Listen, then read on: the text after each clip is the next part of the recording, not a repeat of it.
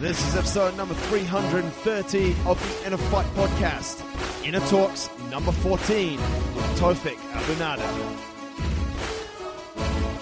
Welcome to another edition of the InnerFight podcast. In this week's show, we bring you InnerTalks number 14 with Toufic as he shares with us his experiences in and around fear as he went to the world's deepest cave. Enjoy the show. Good morning, welcome to another InnerTalks, and thank you very much for being here for what should be a very interesting 45 minutes or so. When I was thinking how to open this morning, it was coinciding when I was reading the news a few days ago. And I try not to read the news for very long because generally it's not very good news. And that started making me think about what's happening in the world right now. And it's quite messed up. And that's not what I want to talk about. What I want to say is, what's happening in the world is happening around us. Me and you and a lot of people, despite the amount of time that we spend talking about the different situations, actually have about that much impact on it. And then it started to make me think about people that have an impact and people that make change. And I came very quickly to something that I think we all know, that there's almost two types of people. People that sit around, talk about things, and then people that go out and do things and live incredible lives and stay positive and achieve some quite incredible things. A couple of years ago, this guy here on my right came to me with what he's going to talk about today, which I thought at that moment was absolutely unbelievable. I was literally mind blown. I couldn't quite get my head around what he was going to do. And the energy that he came with and the positivity that I've seen, I think is just an incredible example of just saying no to all the crap that's happening and just getting on, living and doing something amazing. Toufic, you've been inspirational to a lot of people in our community, and I'm super excited for what you've got to say this morning. Ladies and gentlemen. Thanks a lot, Marcus. Is this working? Sorry, I have to sit most of the time because I just did a small operation. First, thanks a lot, Marcus, InnerFight, and everybody else. Yes, when I came to Marcus 2 years ago, I had this idea of my mind to scale the deepest cave of the world. I had zero fear about it because it was just an idea. I didn't know what I'm involving in. So, and the training went on and on and on, and today I'm just going to talk about, most of the time, about what's caving and what it is and what I've gone through, and also related to something that shocked me big time while I'm on expedition, and that was fear. Because I did not expect beyond everybody else, that thought I would never face fear when I do sports I love, will face that 2 minutes that will change a lot of my life. So I'll start off by showing you a beautiful growing tree. Marcus, if you don't mind.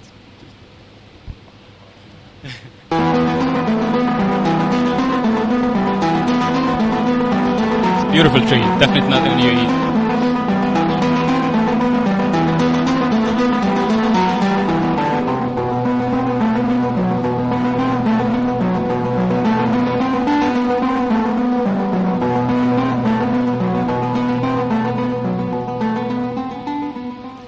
So I think we've all seen something like this before. We've seen trees growing up, trees getting to different seasons and so on. But the reason I got the tree here is because of this, Marcus, if you don't mind, is to represent fear. And this is my logo. I love trees. So for me, fear is all what happens here. Is when the tree is about to. It's good. The tree is about to go live. And that's to bring it to life, and that if it either makes it to the second round, which is the comfort zone, or it doesn't. So if you control fear very well, you conquer everything, and you get to comfort zone. And this is what I'm going to be talking today about. And fear is different stages, different things. You face fear in relationship, in your training, in your work, driving. People have different fears and they face them all. So it's every single fear you face and you challenge and you conquer is another comfort zone for you, and then you go on for the next. So what is caving and what is fear? This is the moment that changed my life, and I will be getting back to it by the end of this talk almost. First, I will introduce myself. I'm Toufic. I do a lot of different sports, starting from anything the gym here, all the way to extreme sports in the outdoor world. I scale mountains, I go caves, I do explorations, I lead expeditions, I also do diving. So what is caving? Caving is definitely not what you've seen in Hollywood movies. It's not these people that go in deep caves that there's mystical creatures that are going to keep them. And there's definitely not the good-looking girls who look really nice inside of a cave, because definitely we don't look like this. We look a lot dirtier than this. We're full of mud, sweat, cold and freezing, and we're not hiding from monsters. And this is actually a Hollywood movie. So what it is, caving is, it's, if you don't mind going to the second slide, it's us looking in, it's a technical sport. It started as scientists trying to understand what's underneath us and what's the tectonic movements all about, what's the geology, what's how Earth has been evolved, because the oldest thing that have formed, and you can study the Earth perfectly, are caves. So there's a lot of science behind it. I'm not a scientist. I do it for the sake of sports and the fun of it. We buy shiny gear. We're thrilled about our shiny gears because this is our life depends on it. We definitely go with wigs, and they're like really nice looking wigs. Sadly, I'm going baldless right now with my helmet. Next, if you just go roll. We take selfies as we descend on a few hundred meters, and this is about 180 meters drop in the second largest cave of the world, which is in Oman. We do a lot of team bonding activities inside of the caves. When there's mud and the cave is flooded, we have to wait. So we do, and these are the two guys here, Joanna and Miko. And this is absolutely normal. You don't really go crazy. You go next. And then it's also a tough challenge. Some caves are tourist caves where you walk in and walk out, and those are the horizontal cave. But when it comes to vertical caves, there's a lot of preparations. There's the ropes. If you don't notice, there's a rope. For every single drop, you need to secure it with ropes. You descend and ascend on ropes using different techniques. I'm not getting into it. And also, you have to take care of your gear, your food, your preparations. There's a lot involved from a logistical point of view. And that is what you have in these bags. And this is what I have here. It's a smaller bag, smaller version of that. But this holds all your stuff in it. So imagine these, each one is about 15 kg. And that's a kettlebell on you that you wear all day long. You drag it behind, you swim with it, you float with it, you try at least. Or you descend and you climb a rope with it. So imagine you have a 100-meter rope to climb up, and you have 15 kg, and this one is about 30 kg, and I'm climbing about 2,080 meters from the deepest point of the world. And that's across 9 days. So it's like a CrossFit class, but you're doing it about 7-8 hours a day, all day long, for as long as the expedition takes. And you cannot complain about it. If you go next. So, and caves comes in different forms and shapes, and it depends on the place and geographically area. So this is a salt cave, very famous salt cave. It's actual salt in Iran. And there's different ones. This is a beautiful cave in Lebanon. It's full of formation. It's about a few million years old. It's still flowing, an active cave, so that means water flows and so on. And this is stalagmites, one of the biggest, largest stalagmite around the world. So there's a lot of beauty in it, if you ask me why I go. And it's apart then that there's a thrill and the sports behind it and the mental challenge, there's something beautiful behind it. When you're in a cave, you don't really see that well because the lights are not that prepared. But this is about, of course, it's taken professionally, the photographer. And there's also the cave diving. It's another sport. And science behind it, this is where things get really serious. And this is where you have to be proper caver, in which you have zero margin of error, because any slight % of error, that's it, you're done. And that's the last picture of a cave, and that says ice cave. So if you go towards the north, towards the mountains, you find a lot of ice caves. I haven't been one, but I would like to go there. That's not me there. So what is Krubera? I want to talk about. Krubera is the deepest cave of the world. It's in a country called Abkhazia. I don't know if you know it. It's next to Georgia. It used to be part of Georgia. Going there is just a challenge. That, to be honest, it was one of the worst challenges I've had for the entire expedition. Getting to Abkhazia, especially that have a Lebanese passport, and getting to the cave.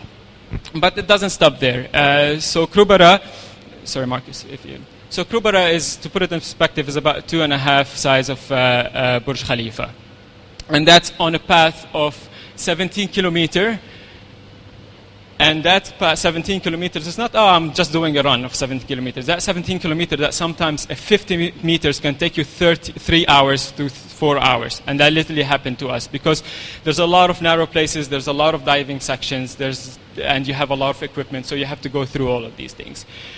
It's about 2 kilometers underground from the surface. The temperature fluctuates between 2 and 7 degrees, and it's humid and wet all the time, which means when you get wet, you don't dry off. And you will get wet because even if you don't get into the wet sections where there's water flows and current flow, you sweat. And the diving suit that you have to wear is a thick suit, and that's going to protect you from a lot of things. So you have to wear it.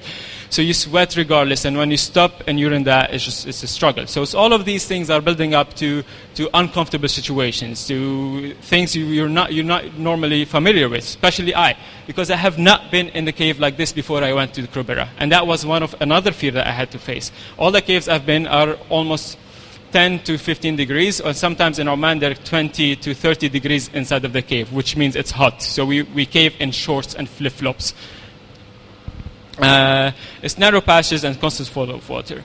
If you go to the second one, that's on a shaft in Krubera. That's about 270 meter shaft. And then that's it. You go from one rope to another, going down, and then you have to go up. So everything you go down, must come up. And it's not like mountains, you have an easy exit. It's not like this, completely different way of thinking.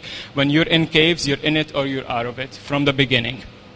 You can't say, I'm half committed or I'm not. And that's another shaft looking from down to up. You barely see the ceiling. It's about 150 meters on this one.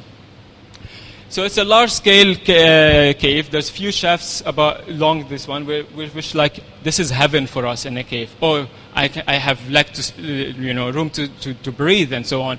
But then you get into narrow spaces where you literally have from chest to back, it's just literally wedged in between two walls, and you're trying to wedge yourself up. So what is this expedition all about, and what is an expedition? I'll talk a little bit about what involves in preparation for an expedition and how is life on surface. Because it's not only about caving, it's about the preparation. Most of it is preparation. To get to Abkhazia, to Krubera, we had to hire a truck like this, which was for 7 hours, 8 hours, most of it just not working, and we had to work, so we were mechanics for most of the times. We had to sleep most of the time on the way up. It's a bumpy road. It was horrible, the least to say, and very uncomfortable because by the time you reach the cave, you're physically broken, literally. And then you reach where the maximum where a car can go, and you have to hike. And hiking is awesome. It's beautiful. Look, it's greenery and so on. But then when you have a backpack of 45 kilograms on your back, it can be challenging. But then that's not only one backpack. It's a lot of backpacks because I have one backpack, but everybody has one backpack. But also we have communal gear when it comes to kitchen, bathrooms, water, food, ropes. We had in length about 10 kilometers worth of rope. Each kilometer of rope is about 30 kgs. And that's in one bag. So imagine how many trips you have to do for this 45 1-hour hike. It's a beautiful hike, but do it 10 times a day with this. It's just before the cave, it's a bit challenging. And then you reach to base camp. Base camp life is really amazing. You tan most of the time if you're not doing anything. But you have to do a lot of things because you have to think about the smallest things, and that when it comes to your water. So that's food. That's our rations of the day. You eat minimal because you can't really carry much. You And me being vegan, half vegan now, but when I was vegan properly, I suffered a lot from searching for the proper food, because all these people feast on meat all day long. And I had to prepare my food. So I had to carry extra bag, which is not communal, just for food, which is awesome, but training. And then you drink tea all the day long. Why tea, not water? Because the water tastes really horrible. You melt the snow. If you go to the second slide. So you melt the snow, you have to fill this bag, and this bag is about, it contains about 600 kgs of snow, and then you fill it in bags from one side of the mountain, which is the north face. Usually there's always frozen snow, and then you carry it to where that bag is. That in itself is about 30 minutes hike, excluding that you have to have about 40 kilograms on your back of ice. And that bag will only make about 1 liter of water. So imagine. And then you have to wait for it to melt, of course. And then you have to ration your water for like the simplest things: washing your underwear, washing your cup of tea, all of these things. So all of this is a lot of preparation. So when I was on surface, I was working my ass off. Sorry for this word. And then I wasn't there only for Krubera. We were searching for a lot of other caves, and we found a new cave, and we were exploring it. So that means we were the first people to get into that cave, and that's such an amazing feeling. And things like this, this guy, that's me, and that's a guy just putting his head in a small hole, which we think it doesn't go anywhere, and turned out to be a 500-meter underground cave. So that's how we spend our days almost all the time. This is the expedition leader, and this is the ropes that we carry. They're supposed to be a lot fresher and nicer, but these are horrible ropes. But that's what we do. So how is it inside of Krubera? First, I'll tell you what we take in Krubera. This is how we pack for Krubera, for any cave, usually, especially when you're spending some time underground. And all of these are different type of food. Toilet papers, rice, you name it. So you have to package every single day, every single portion, in a way that water goes inside of it. And that's a big challenge, because you beat your bag. You're dragging your bag on hard terrain. That's the hardest terrain you can ever meet. To put it in perspective, astronauts train in caves for whatever they have to go through in space. So yes, and then you fill them in bags, and that's just a picture before we got into the deepest cave of the world in our expedition. That's myself and the team I joined. That's another challenge I had, because I did not have a team, and caving is it's all about team sport. Luckily I joined one of the best teams around the world. They were supported by Nat Geo, and hence the beautiful pictures that you're gonna see now. This is me descending. This is the mouth of the cave. You carry 2 bags, and you win. Once you're in, that's it. You won't see the light ever again up until you're out. And as I'm talking about sunlight, you get jet lagged. You forget the time. You forget everything you ever know. You go through passages like these, which is water. You'll be on waterfalls, descending and ascending. And you wedge yourself into tiny holes. And I'm talking about really tiny holes, which like sometimes I cannot push forward anymore. I had to take a deep breath, exhale everything out, and then turn as much as possible and just try to wedge myself. And then you cannot move your arms. You push with your toes. And that's tube. It's about 100-meter tube. It's called the yellow tube. To pass that, it took me about an hour and a half, and that's 100-meter. And that's not because I'm slow, it's just because we were like a train everybody about each other. And it gets steamy inside, it's horrible, but it's beautiful. That's another hole. There's a lot of holes, you can carry on. And that's like, to put it in perspective, that's the bag you have, that's the diameter of it, so it's just that bag. And that bag is going to be wedged in that corner, which a human being just fit in. And trust me, I'm the smallest person there. And then you might wonder, how do we sleep and so on? There's this, during the expedition preparation, someone, which is a team of preparation, go set up the ropes and set up camps. And camps is not luxurious like the one you saw on base camp. It's this really thin layer of mesh that keeps the water away, and traps the heat inside. All of this is mud and water, so you reach camp and you're tired, you're exhausted, and you want to take off your clothes. There's 3 layers on you. You have to take them off outside the tent because the tent is dry. And then you have to change outside the tent while you're like naked in a freezing cold water temperature, and then without getting mud on you and getting wet, and then getting dry inside of the tent. And that itself is an hour work, literally, and it depends from location to another location. And then you have to hang all your gear and prepare your food, leave some rations in the campsite. So all of this is about operation of 3 hours all in all. And then you get inside of the tent, and it's this is how big is the tent. This is us all cooking on one pot, and that's how uncomfortable it is. And this is when you come to sleeping. You're literally just sleeping on each other, side to side. And this was one of the biggest tents that we had. One tent, we were 7 and 3 meters diameter. And that's literally 3 sizes of these mats.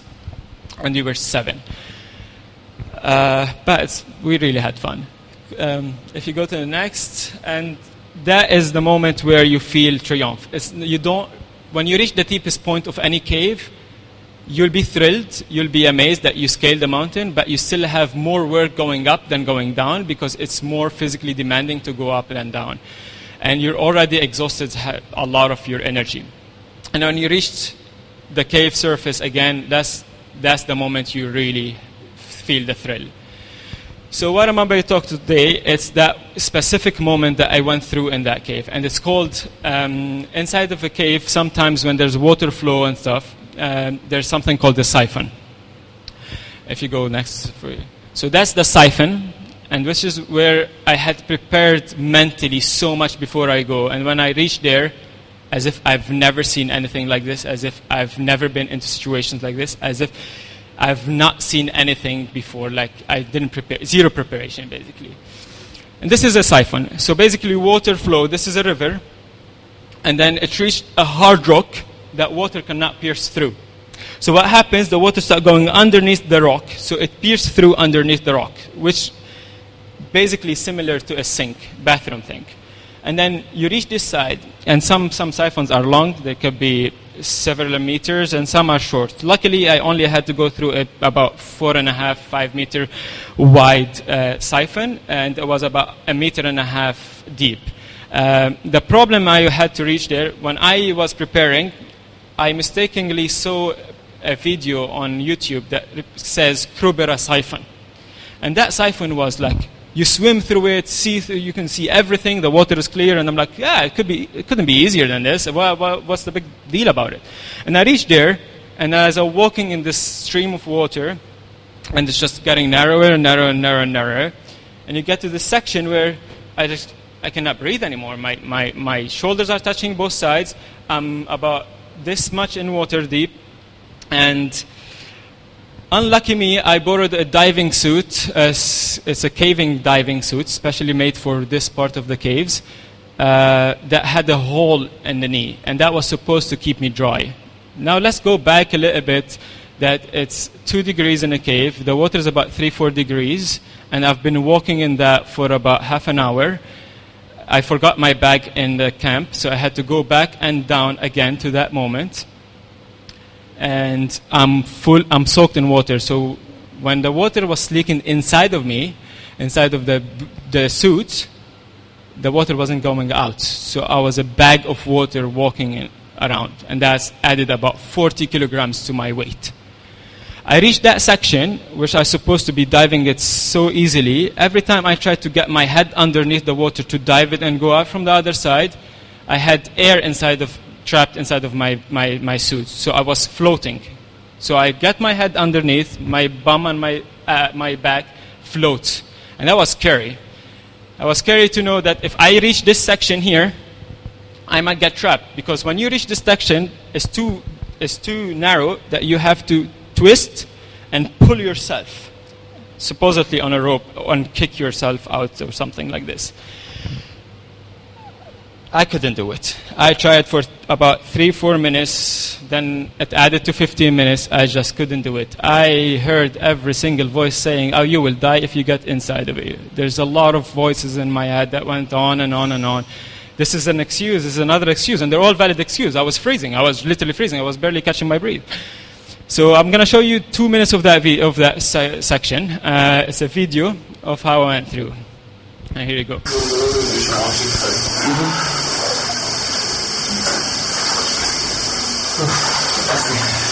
it going to be okay? Sorry? Is it okay? I think so. You can try it here. But I'm still working. It will be okay. Yeah, it will be good. Good luck. Good luck. How many pieces? Three. And Momentum, once light your face, you will see the light on the other side, and once you are Toufic, once you are on the other side, pull the rope twice. Okay. If you will pull the rope 3 times, then there is some danger. Okay, then we will come after you. Okay.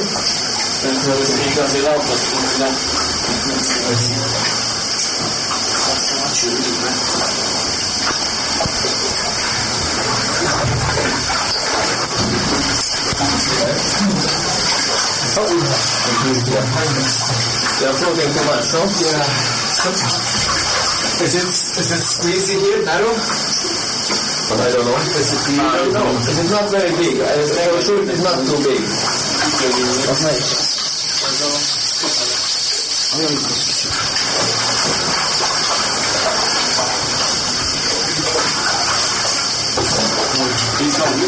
And 1 meter deep. It's 1 meter deep.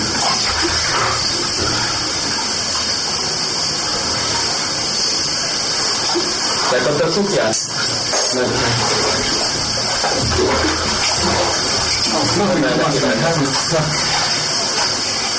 If you want, you can come out and try to get more air out of your suit. Do you feel with your leg? Sorry? Do you feel with your legs? The bottom, do you feel the legs?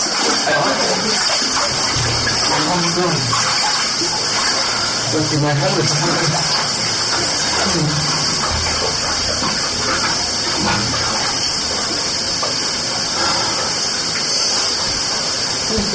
You can try to... So to put it in perspective, that's my helmet. And those are the 2 walls, if you see them. This is how narrow I had to go through. And you go sideways. In this video, I'm having a conversation with my team leader, who's a diver, and he kept telling me, yeah, you can do it, it's not a big deal. And now I know I can do it. But there's something telling me I cannot do it. And all of these excuses, you could hear, I don't know if you heard very well, but my suit was floating. You'd see the air, and he was telling me to come out and take the air out of it. And this is where I decided to, you know what, screw it. I'm just going to take 10 minutes off. I'm going to get away from everybody, zone off, and do my own meditation and get back to it. And this is exactly what I did. But what happens in this moment? So I'm going to explain a little bit of some readings I've done on this particular fear you go through. If you go to the second slide. And on this moment, that particular moment, all my life was, there's a siphon and death. That's all I could imagine.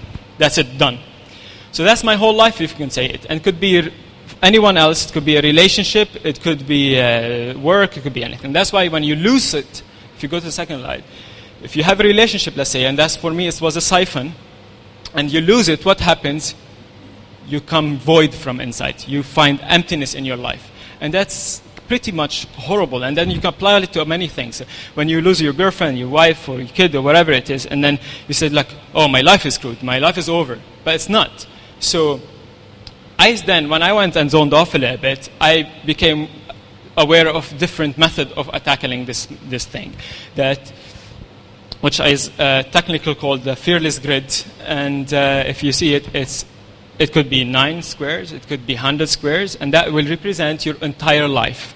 So for each square, you put a side of your life in it. And that could be the siphon, the expedition, my food, my computer, work, whatever it is. And then if you lose 1 or 2, if you go to second slide and third, your life continues. It does not stop there. So the outcome of your life, and then my specific, it's not death anymore.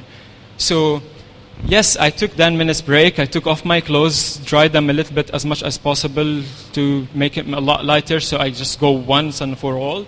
And And then if you go to the second slide, there's a different thing. When I was talking a little bit about all these voices that are going on in my mind, I'll give you the best example. You're about to do your new personal record, and then it's like you always had fear, and there's always something going on in your brain telling you you might fail. And there's also something else that's telling you there's a chance that you might do it. It's your choice which one to choose. And that choice is based on few things. First of all, that voice in your head is called the chatterbox. The chatterbox keeps talking, telling you cannot do it.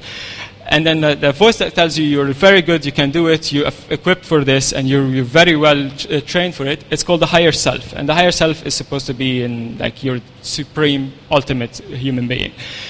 So your conscious mind makes a decision based on either or of these choices. And then what happens is it goes in your subconscious. Once it's on your subconscious, it resides. And that's a problem.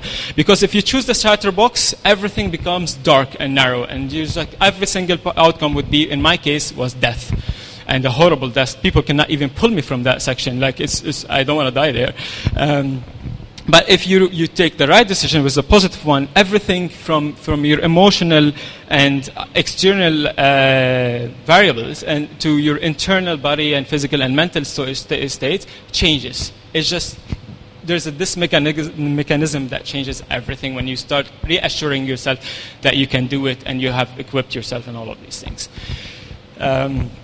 So if you go there, and this is the other side of fear. This is when I came back and I've done it. And you could see how this worked for me properly. Because the moment I went back to that section, I just did it without even thinking. I didn't talk to anyone. I did it. I went through it. It was a lot easier than I thought it was. It was about 40 seconds underwater. You can't see anything. You don't feel anything. You kick with your feet. But it's amazing when I went out. And you could, funnily enough, someone recorded this from the other side. And I'm glad they did because it captured the moment.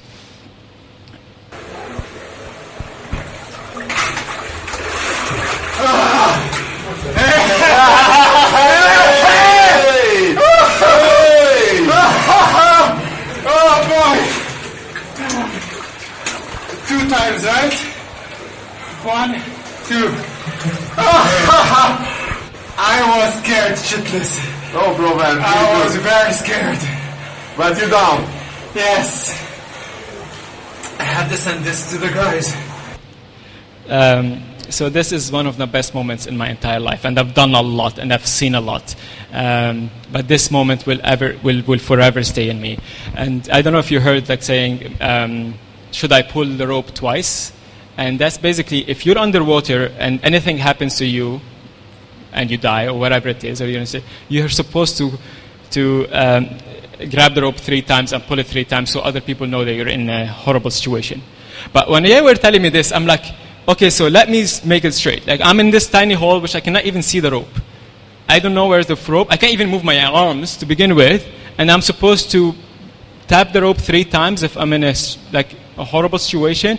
And what next? They're gonna dive behind me because there's no 2 people that fit in there. So they can grab me my feet and drag me, so I can like have a horrible situation. Like if I'm wedged wrong, what are they gonna pull my shoulders out?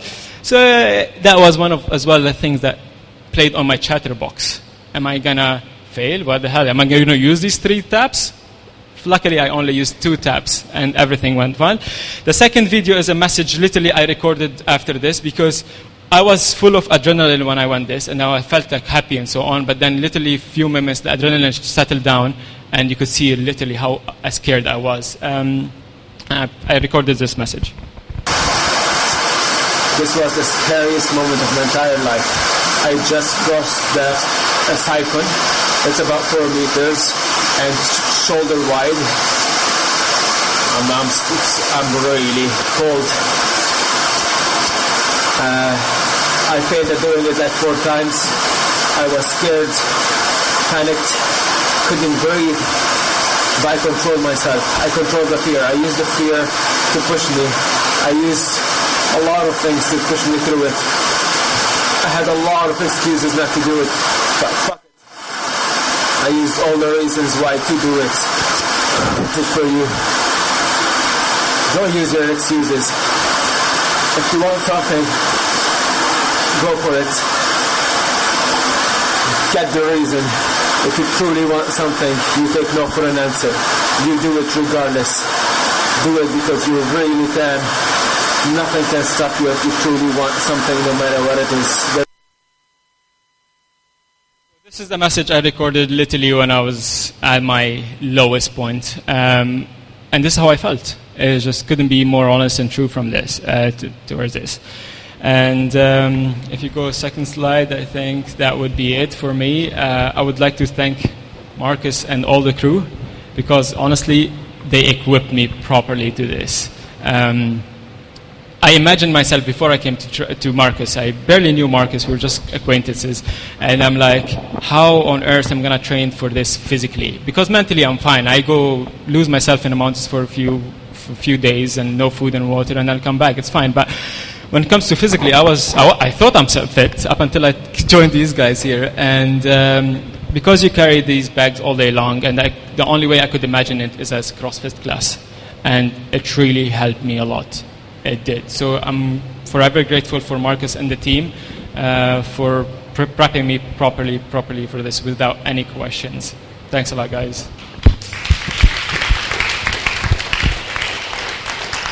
We have about 5 or 10 minutes for some questions, if you want to answer some. Does anyone want to ask some?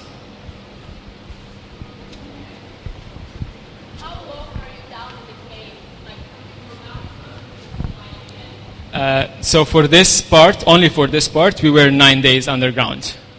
Yeah.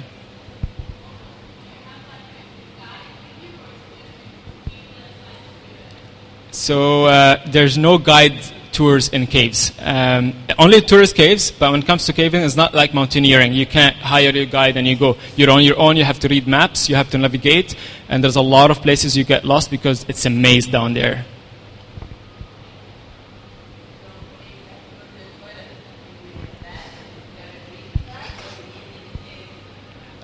Sometimes you have to put it in a bag, and on the way out you carry it all the way out. So someone will have to carry the bag of shit. And most of the times, and luckily in these caves, there's a flowing water. So you do it in a designated flowing water, because you don't want to do it in a flowing water which you want to dive next day. And next thing I'm grasping for air and there's something in my mouth. I really don't want to do that. So yes, the way you go down is the way you go up, and trust me, it's not like, because when you descend on a rope, 100 meter maybe can take with me like 3 minutes. 100 meter going up at best in these conditions is about 40 minutes. So you could see the difference. It was easy. It was a lot easier than I thought. Knowing I got stuck. And funny enough, I really got stuck because you have to reverse everything on an opposite side direction. So I got stuck, and all I could feel, and I'm underwater stuck, and all I could feel is someone kicking me from behind. And that literally, one of my friends, I saw my feet just flapping in the air, so he just kicked me. But it was easy, no fear whatsoever. It's just mentally I was prepared for it. If there's no more, yeah, go ahead.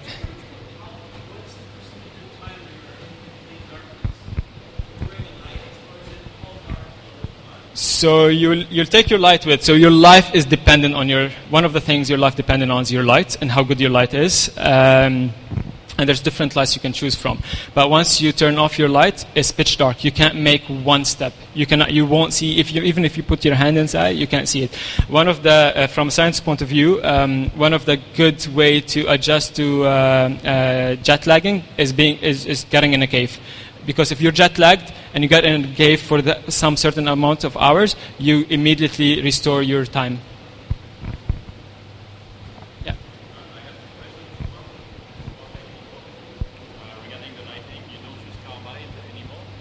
Carbides should not be used anymore for a lot of reasons. First of all, it's pollution. It's really horrible. Second of all, because of a lot of accidents.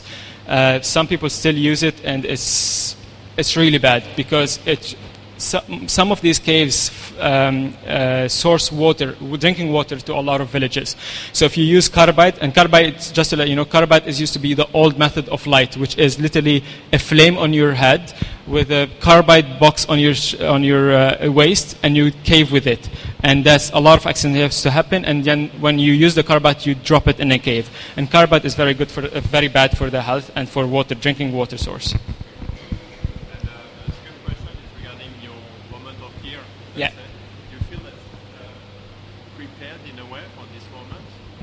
Or is it something that would have happened anyway, even if you would have done more things before? So basically he is asking me if I could have prepared more for that moment. Well, I thought I am prepared. I read a lot of books on fear and restoring yourself and being your better self and better version and so on, and I do a lot. Like, honestly, I've done a lot worse. I've been into few death incidents, and I'm here. So I've gone through many, and I thought, it couldn't be worse. It's not that hard. And then I went there, things changed, And this is exactly how you prepare yourself. I don't think so, because it's just how you tackle the moment. So fear should be always there. This is what I believe. Because if I'm not scared, I don't think I'll feel the thrill. And then it's only about how you get over that fear, how to use it to get the thrill out of it. Because if you let fear take over you, you're not going to get the thrill, and you're just going to give up and go back home.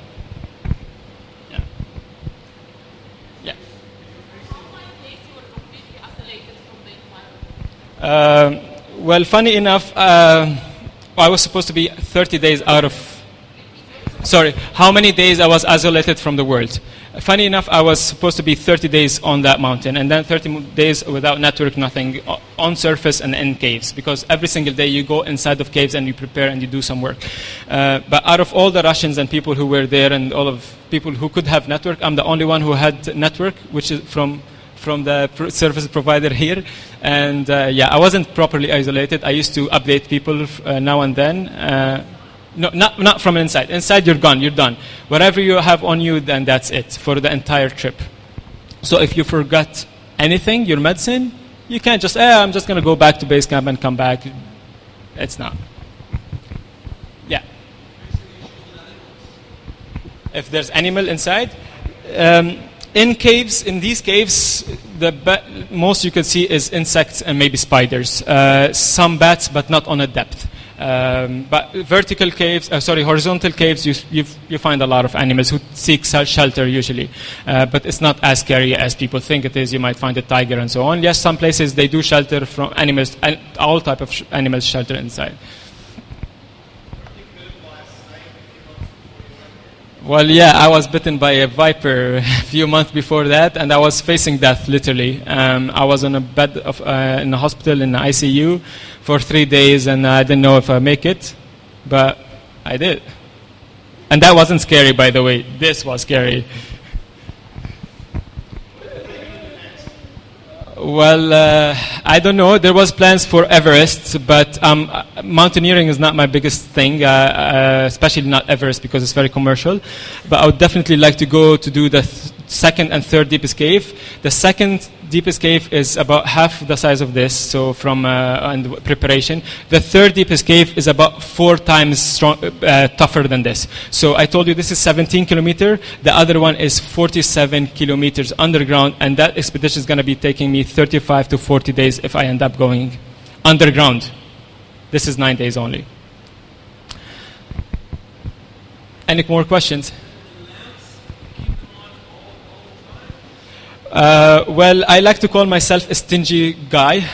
So if I'm walking behind someone, I switch off my light and dicky bag on their own. I like to keep everything for emergencies as much as possible. And whenever you rest it, I turn it off. And this moment is like really amazing, I think, to all cavers, and everybody can. There's 3 cavers here. The moment you turn off the light and you just go in complete silence, and you just hear the dripping water, the waterfalls, this complete silence, but just like those. And this is really nice feeling. So this is most of why we turn off the lights.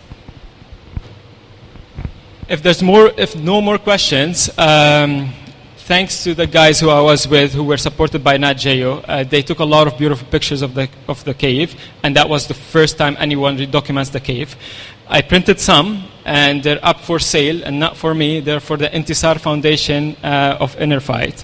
Any donation is more welcome. Pick up the frame you like and hand them the money to any Marcus, who would be to anyone from InnerFight.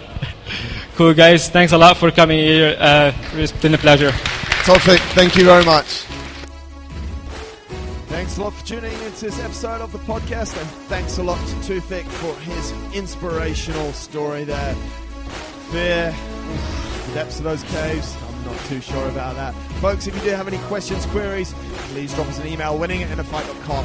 Absolutely love to hear from you. Until next time, take care.